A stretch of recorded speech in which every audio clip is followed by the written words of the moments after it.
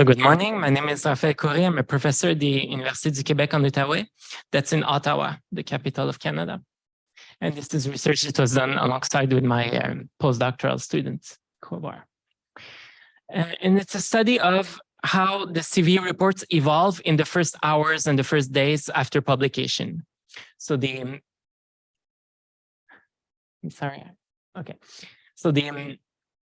NVD database is updated every 2 hours. But unfortunately, and it's a super important source of information for security researchers and security professionals. But unfortunately, very often at the initial moment of publication, the CVE report may be incomplete. It may have missing information or just information that is subject to change early on in the first hours and the first days. So that's what we call a half-day vulnerability. And in the study, we performed, we did two things. First, an empirical study of just how the CVE report evolves in 3 months, and also a novel ticketing system that helps palliate some of the problems that we found in the first part of the study.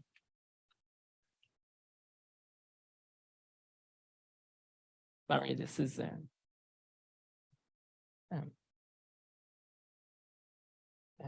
I can't switch slide. Okay, there it goes. Sorry. So this is just for background. I'm sure this is already familiar to most of you.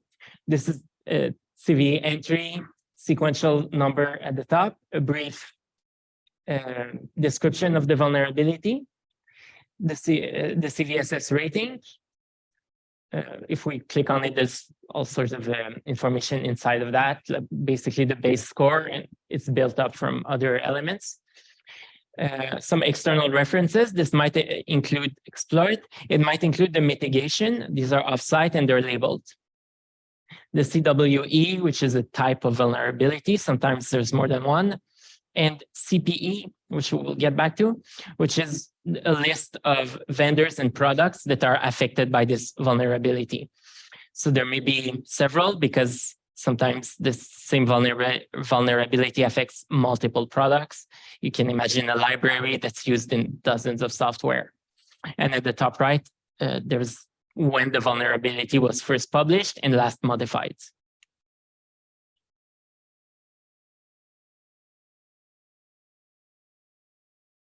Do I have to point there?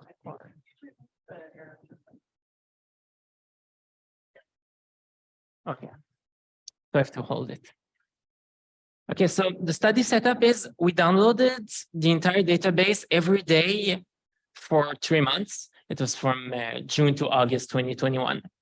During this period, there were a bit over 40,000 distinct CVE reports, but these includes updates to preceding reports. So in total there were 14,000, almost 15,000 distinct CVE entries with a unique identifier.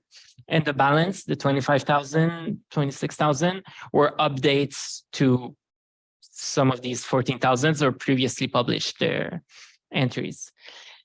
There were about 800 reports that were updates to CVEs that were initially published before the onset of our study.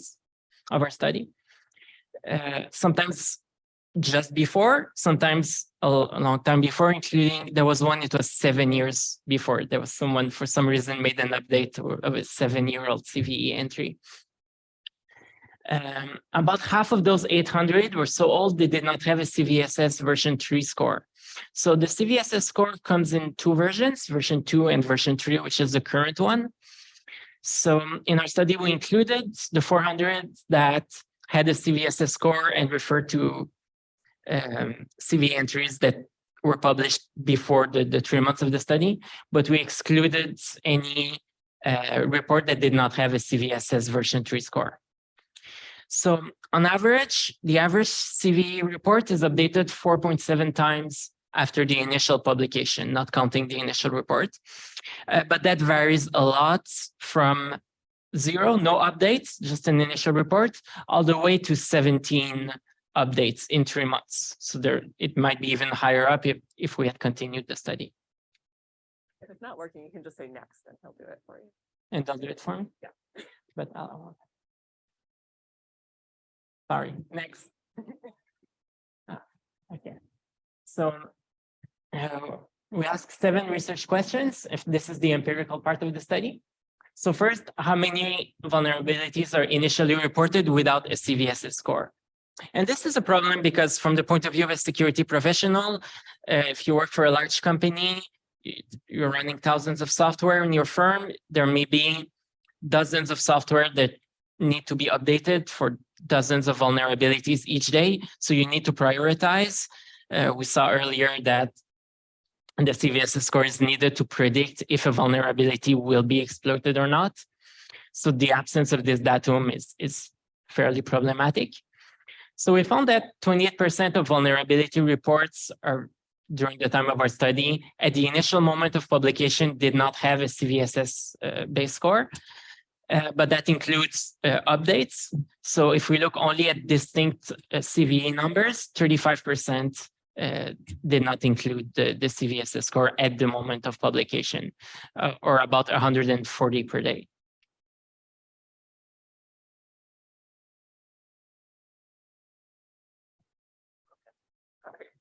Oh, and now I went one too far. Okay, the back works really well. Okay, so next question, of course, is how long after the initial moment of publication is the CVSS score included? If it's shortly after, the database is updated every 2 hours, it might be a minor problem and we can just wait until the CVSS score is included. So looking only at those CVE entries that did not have a CVSS score at the initial moment of publication, we found that 69% were eventually updated to include the CVSS score in 3 months. An additional 6% received an update, but that update did not include the CVSS score, and the balance were never updated. So on average, if a vulnerability is initially published without a CVSS score, it takes 11.6 days until that information is included.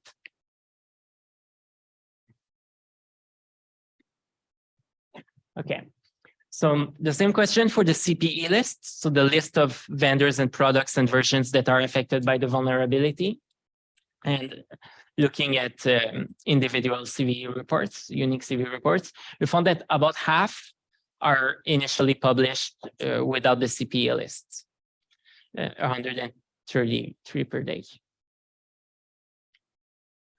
Okay, and the same question now, how long in those, for only looking at those CVE reports that are initially published without the CPE list, how long until that's included?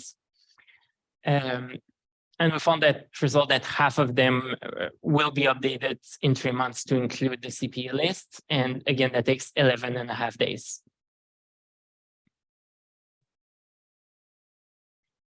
The next question is, this one is a bit more optimistic. How many vulnerabilities have no proposed mitigation or workaround or patch? So that's looking at the center of the CVE report, there are hyperlinks to offsite information that might include the GitHub if it's open source code, and it includes the patch if the patch is available. So here, this is a good result. We found that only 2% of vulnerabilities are initially published without a mitigation. Usually the mitigation is a patch. So are there manufacturers, or so we identify them as vendors in the CPE list, manufacturers that are better, that are more timely in usually always publishing CVE reports that are initially complete, or at least that have the base score and, well, at least have the base score. So I found that question to be especially interesting because of the work of a researcher called Ross Anderson. He has a seminal paper called Why Information Security is Hard. And he found that an important problem in cybersecurity is that it's really difficult for the consumer or the end user to differentiate 2 products from the point of view of their security. It's really hard to say, well, this code seems to have better security than that code. And because of that, the consumer can't use security as a differentiating factor when choosing to go for one product versus the other. So because of that, there's no incentive from the point of view of vendors to invest in good security, in proper code maintenance and things like that. So if a vendor is very timely in always publishing CVE reports that are complete from the moment of publication, well, that might be a signal to the consumer that this vendor takes security seriously, that this vendor has a good security team. So it could be an interesting differentiating factor for code vendors. So we published a list, we sorted out a list of the top 20 and the bottom 20 vendor according to how assiduous they are in publishing CVE reports that are initially complete. I won't go through the list here. It's in the paper. What's interesting is there's a very large difference if you look at the top 20 versus the average versus the bottom 20. So the final empirical question is there a statistically significant difference in the CVSS scores between those CVE reports that are initially published with a CVSS score and those for which the CVSS score will come later? So the reason behind this question is if we find that consistently or statistically, if a CVE report is initially published without a CVSS score, when it's eventually included, it seems like that was a minor vulnerability, either low impact or hard to exploit. Well, then the security professional could be justified in dismissing CVE reports that don't initially include a CVSS score. Or conversely, if we had found that statistically, CVE reports that are initially published without a CVSS score tend to be, we'll find out later that these are high severity vulnerabilities, well, then the security professional would be justified in treating those CVE reports as high priority, even though they don't have a CVSS score. Unfortunately, we performed a statistical analysis and we found no statistically significant divergence between the CVE reports that are initially complete and those for which the CVSS score is later included. So the key findings of our empirical analysis, it's surprisingly common for CVE entries to be published with key information missing, especially the CVSS score and the CPE. And it takes 11 days for each of these things to be included. Fortunately, the mitigation is always included, almost always, and no statistically significant difference between those for which information is missing and those for which information is initially present. So next, we did.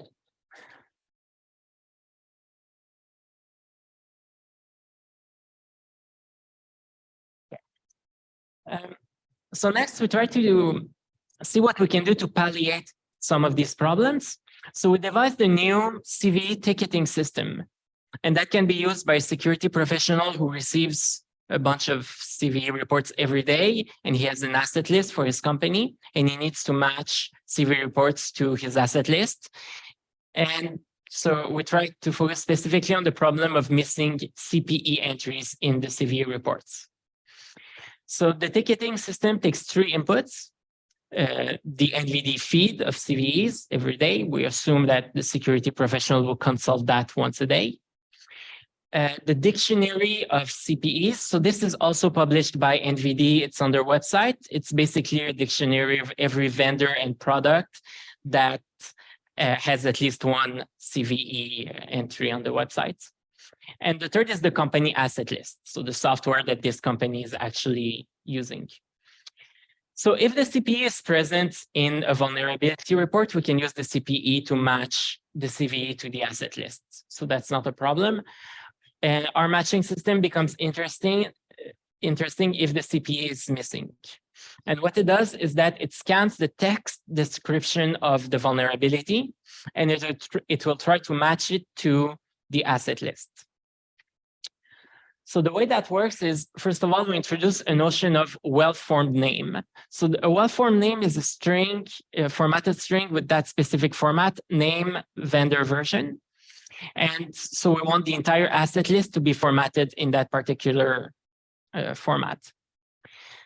A few things we do when we create the well-formed name, we stem all the nouns. So stemming a noun means running becomes run, tables become table, and so on. Everything is made lowercase. We elide all the numbers that are not part of the name. We elide common short words, stop words like the and special characters, and so on. So this is all to place every name in a common format. So this is an example of a well-formed name for a software that's devised by that's maintained by the company that we worked with, R2D2 beta version and a version number. It's made by a company called Geotab. So it becomes R2D2 in lowercase, Geotab, and then the number. So then we scan the vulnerability description at the top of the CVE report, and we extract all the nouns from the description. So there are libraries that can do that for us. And again, we stem all the nouns. We elide the common words, the short words. We also eliminate all 1 or 2 letter words. These would have caused too many false positives. And the resulting list of stemmed words is checked against the asset list. So there's a small risk of false positives. This might happen, for example, if you have on your company asset list, you have an SQL server, and a word that appears a lot in vulnerability descriptions is SQL injection. So that could trigger a false positive. But what we found when we tested this is that false positives aren't really a problem, because it's really quick to realize that, oh, this is a false positive. I don't need to worry about that.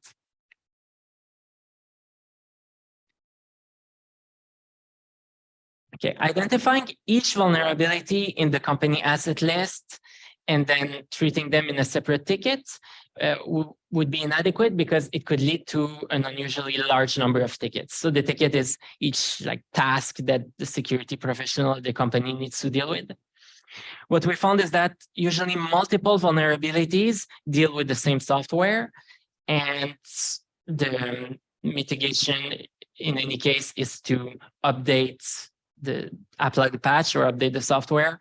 It seems that often many software companies publish multiple CVE reports on the same day, all in one go. So the ticketing system groups together all vulnerabilities that affect the same software in a common ticket. So that reduces the number of tickets, and this simplifies the job of the security professional. So we implemented this framework at Geotab. Geotab is a fleet tracking firm based in Toronto, that's in Canada. And they used this for 6 months from December to May 2021. So Geotab's asset list consists in over 500,000 entries. But when we group them by vendor and products, ignoring versions, it fell down to a bit below 500,000 entries. It makes sense to group by vendor and product ignoring versions, because the mitigation is just applying the patch usually. And so regardless if there's different versions of the same software being run simultaneously at Geotab, once the vulnerability is discovered, we have to update to the latest version, the one in the patch. So that also helps reduce the number of tickets. So each day there were an average 39 groups, so ignoring version, covering an average 163 software that had at least one vulnerability. And if an asset contained vulnerabilities, there was an average 4.5 CVEs related to that specific asset. So fortunately, our matching system would group those 4.5 in a single ticket. So here's some data about the results of the empirical test with the case study we ran with Geotab. I won't go through all the items. I think I've already mentioned many of those. 4.5 CVEs for each asset, if there was a CVE for that asset. An average 11 tickets per day, of which an average 7 did not have the CPE. So needed this architecture. And there was, on top of the 7, there was an average 5 false alarm each day. But as I mentioned, it was really quick to realize that this was a false alarm and dismiss it. So some things that we're still working on. There's a lot of other projects that exist. Most of them are academic projects to integrate, predict other information if that information is missing from the CVE report. So predicting the CVSS score. The process of creating a CVSS score is a manual process, but there are academic projects about how to automate it or how to predict the CVSS score from the rest of the vulnerability reports. CWE, which is a type of vulnerability, it's derived from another listing that's also maintained by the same NIST. Also separate from CWE, there's a lot of research right now because researchers are sometimes dissatisfied with CWE, so they use an alternate categorization of vulnerabilities. So that also can be inferred by the CVE. And also predicting the exploitability. So this was the topic of the previous study. Only 5% of vulnerabilities are eventually exploited. So predicting if a vulnerability will be exploited or not, that is also something that could be integrated to the dashboard. The final slide. Thank you. Any questions?